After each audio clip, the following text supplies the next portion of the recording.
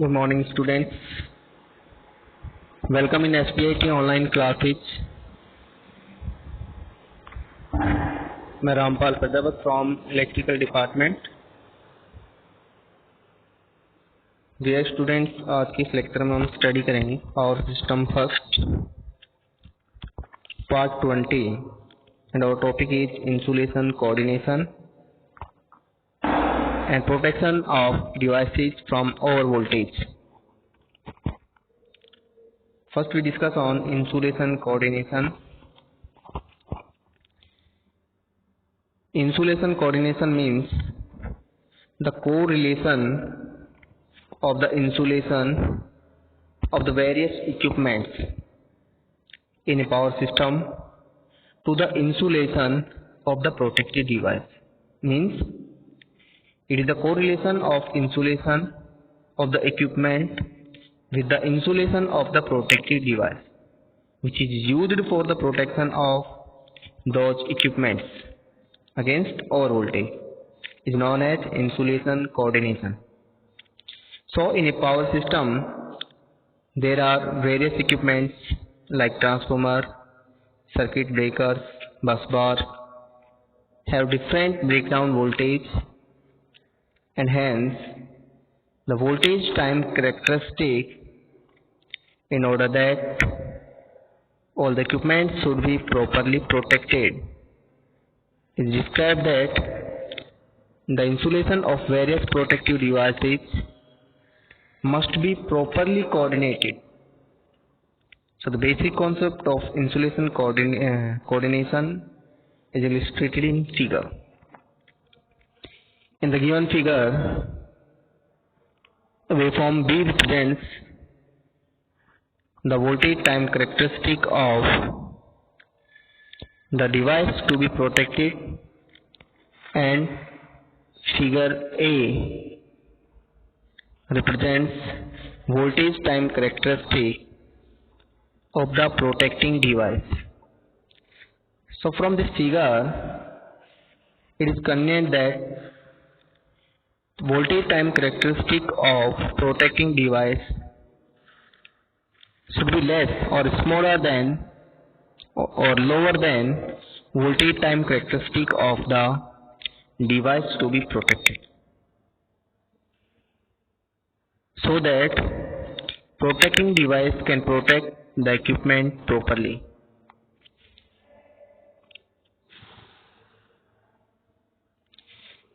Now voltage time curve. The voltage time curve is a graph which showing the relation between the crest flashover voltage and time to flashover for a series of impulse applications of a given wave shape. So wave of same shape but of different peak values are applied to the insulation whose voltage time curve is required. If flashover occur on the front of the waveform, the flashover point give 1 point on the voltage time curve. So the other possibility is that the flashover occur just at the peak value of the wave. So this gives another point on the voltage time curve. Third possibility is that if the flashover occur on the tail side of the wave, so in this case, to find the point on the voltage time curve, we draw a horizontal line from the peak value of this wave and also draw a vertical line passing through the point where flashover take place. So the intersection of horizontal and vertical line give the point on voltage time curve. So this procedure is necessarily shown next figure. It means there are only three possibilities of flashover on the waveform. First possibility was flashover occur on the front of the wave. So flash point give 1 point on the voltage time graph. In second case, flashover occur at the peak of the waveform, and in third case, flashover occur at the tail side of the wave. So flash point is noted on voltage time curve as on figure below. So in the voltage time curve, critical flashover at front flashover. This is crest flashover. This is tail flashover. And wave front flashover, voltage time curve, critical flashover, 50% of application. So voltage range waveform flashover, time range wave tail flashover time in microseconds, and time range no impulse flashover occur in this zone. So it is divided into three parts: critical flashover, critical withstand flashover, and rated flashover. And points of the flashover are denoted by front flashover, crest flashover, and tail flashover as shown in waveform or figure. So there are some protective devices which are used to protect the equipments against over voltage. First is horn gap. What is a horn gap? Horn gap is a protective device which protects the equipment against over voltage. It consists of two horns, horn-shaped rod, which are separated by a small distance. There are two rods and which are separated by a small distance d. One end of this is connected to the line. This is the line, and another is connected to the earth, and this is earth as on figure, with or without a series resistance.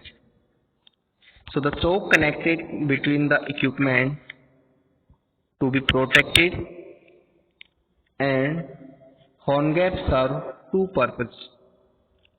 This is the series inductance or choke. So there are two purposes of horn gap.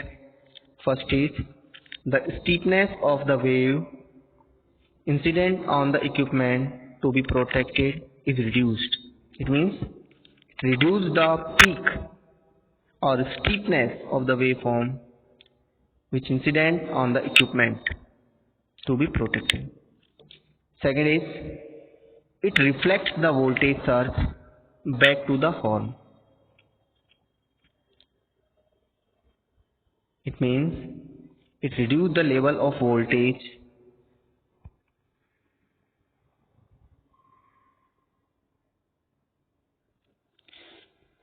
whenever a surge voltage exceeds the breakdown value of the gap. A discharge takes place and the energy content in the rest part of the wave is bypassed to the ground. So an arc is step between the gap. This acts like a flexible conductor and rises upward under the influence of electromagnetic force, thus increasing the length of arc which eventually blow up. So in the circuit there are two horns shaped rod. One end is connected to the line and second is connected to the earth. There is a small gap, and in this gap there is only air. When a surge is applied on the line, transmission line, then in the air gap of the roads, arc is stuck because of the ionization of the gas particles. It depends on the value of or on the magnitude of voltage, and this arc acts as a conductor. So there is a bypass or a short path to reduce the surge in the ground.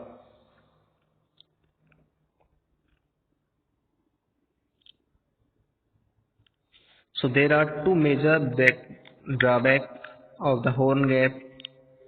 First is time of operation of the gap is large as compared to modern protective gear system.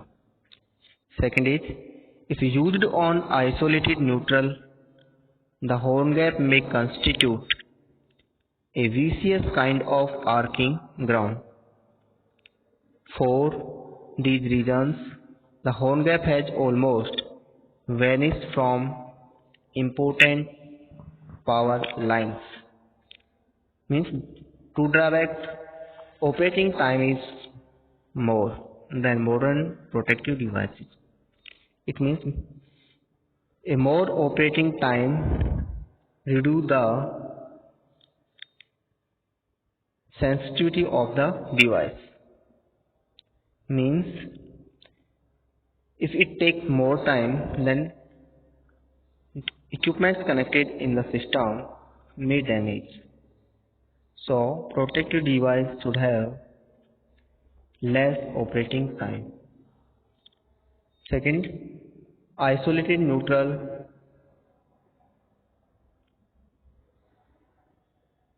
produce arcing. There is a problem of arcing between the horn gaps, which may be dangerous, depends on the magnitude of voltage. So second protective device is surge diverter. On the basis of requirement of surge diverters, first is, it should not pass any current at normal or abnormal power frequency voltage.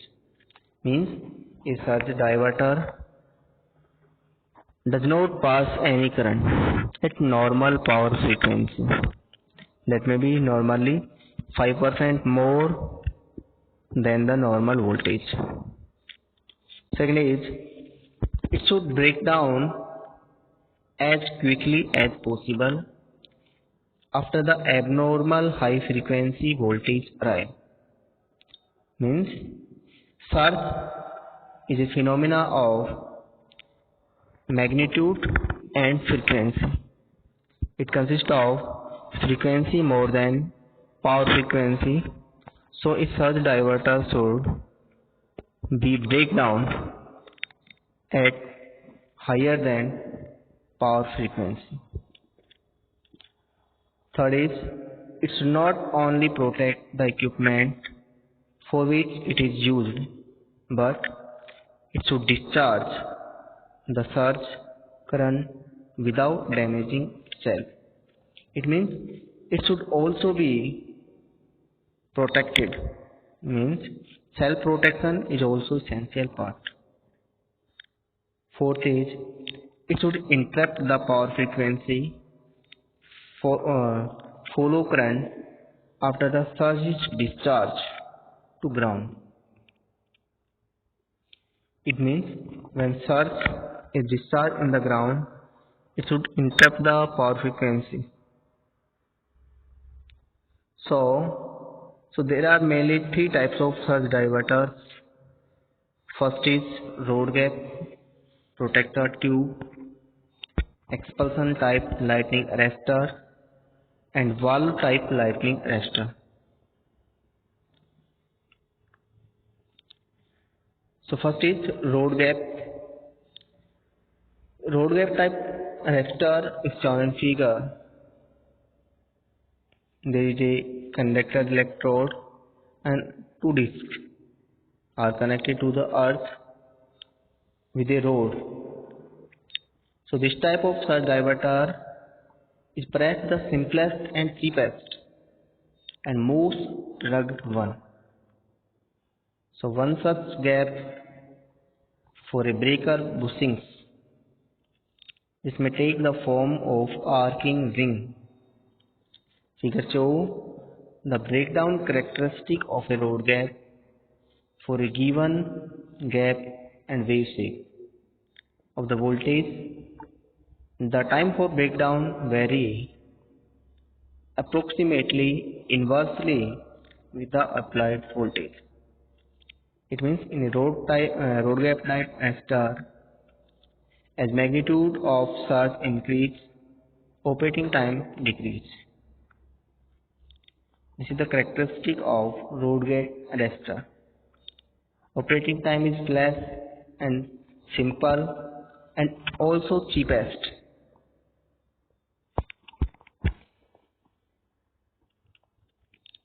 Next is expulsion type of lightning arresters.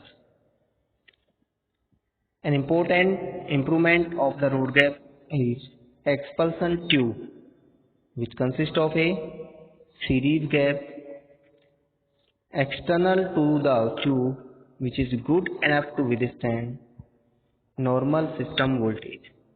So thereby there is no possibility of corona or leakage current across the tube. A tube which has a fiber lining on the inner side, which is highly gas evolving material. Third, a spark gap. Second, in the tube, an open vent at the lower end of the gases to be expelled. So in expulsion type resistor is connected in line.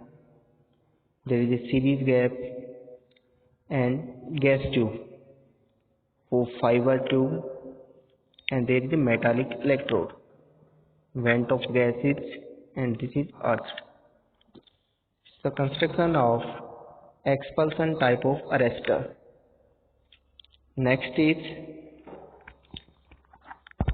it is described that the breakdown voltage of a tube must be lower than that of the insulation for which it is used. So when a surge voltage is incident on the expulsion tube, the series gap is spanned and an arc is formed between the electrodes within the tubes. So the heat of arc vaporizes some of the organic material of the tube while causing a high gas pressure to build up in the tube, resulting natural gas creates lot of turbulence within the tube and it is expelled out from open bottom vent of the tube and it extinguishes the arc at the first current 0. At this instant, the rate of buildup of insulation strength is greater than that the RRRV, triple RV, that is rate of reverse restriking voltage. Very high current have been interrupted using these tubes. The concept of RRV is reverse restriking and recovery voltage. Means it is the voltage across the electrodes which can initiate the arc. If the operating voltage is more than RRV, then arc is stuck between the gap of the electrodes. Next is valve type lightning resistors. So there are different parts of a valve type lighting arrestor: gas unit, impulse current, pre-ionizing tip, bypass gap, magnetic coil, thyroid shunting resistor, pre-ionizing tip, gas unit, and thyroid valve element, that is grounded. So an improvement but more expensive surge diverter is valve type of lighting arrestor. It means it is more costly than horn gap and other protecting devices. So a non-linear surge diverter. A porcelain bushing figure contains a number of series gaps, coil unit, and the value element of non-linear resistance. So material usually made of silicon carbide disc, later processing low resistance to high current and high resistance to low current. So the characteristic is illustrated, expressed as I is equal to K V into N, where N lie between 2 and 6 and K is a constant, a function of the geometry and dimension of the resistor. The non-linear characteristic is attributed to the property of the electrical contacts between the grain of silicon carbide. The discs are 90 mm in diameter and 25 mm in thickness. So a grading ring or a high resistance is connected across the disc so that system voltage is evenly distributed over the disc. The high resistance keeps the inner assembly dry due to some heat generation. So in the given figure, volt ampere characteristic of a non-linear resistance of the required type. The closed curve represents the dynamic characteristic corresponding to the application of voltage surge, where the dotted line represents the static characteristic. These are the static characteristics. The voltage corresponding to the horizontal tangent to the dynamic characteristic is known as the residual voltage or IR drop, and it is the peak value of the voltage during the discharge of the surge current. So this voltage varies from 3 kV to 6 kV depending upon type of arrestors. So the characteristic of residual voltage and versus current is shown in figure.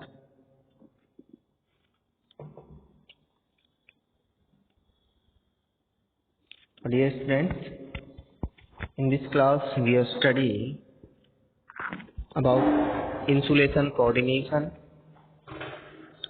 that is the relation of insulation of protecting device and device to be protected, and there are some protective devices against over voltage such as horn gap and different types of arrestors which are used for the protection of the equipment against over voltage. Okay, thank you for today's class.